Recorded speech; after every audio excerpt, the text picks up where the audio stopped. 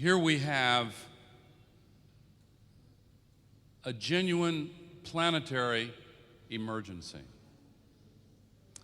The latest scientific studies show that the entire North Polar ice cap may be completely gone in as little as 35 years.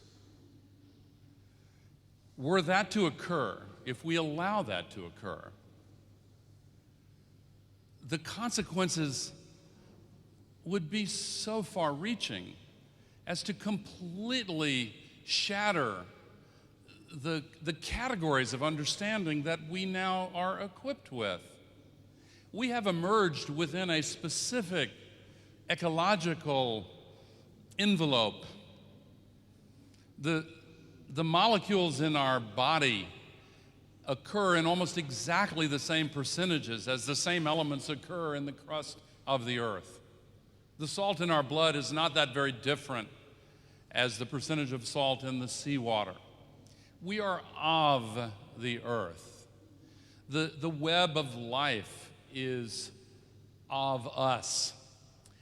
And it has emerged and attained an equilibrium state of health within a specific set of ecological parameters.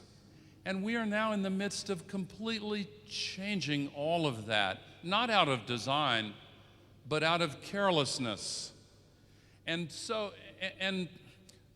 in the midst of this, as the scientific community worldwide has just delivered at the beginning of this year, for the fourth time, a unanimous plea to the leaders of this planet to respond, the 8 most powerful nations gather, and they are unable to do anything except to say, well, yes, we had good conversations and we agreed that we will have more conversations, and we will even have conversations about the possibility of doing something in the future on a voluntary basis, perhaps.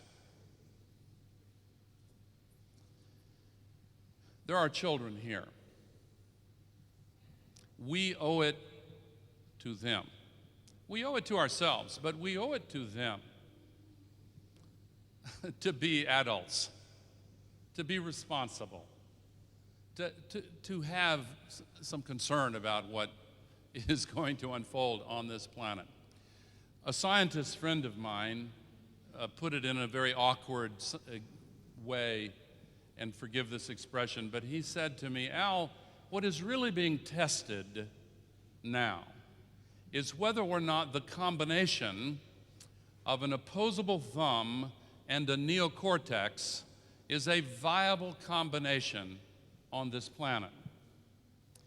We have the capacity to think and to reason and to use the power of our thoughts to not only gain dominion over this planet, but to alter it in profound ways for good or ill.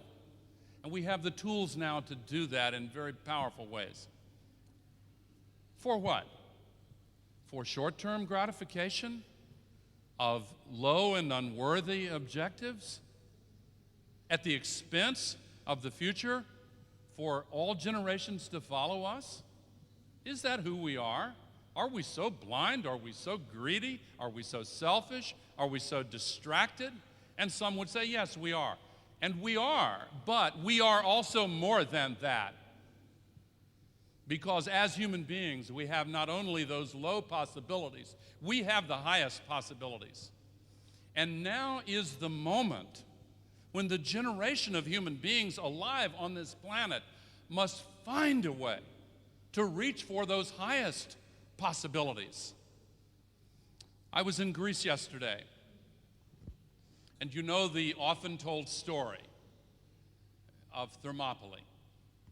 As a metaphor, it is about a single small group whose actions save the future of civilization. A single small group of 300 who found the courage to do what was necessary. Now, this generation, among all those in history, faces a similar challenge. This is, in a way of speaking, our Thermopylae, because all generations to come will experience the results of what we do or do not accomplish.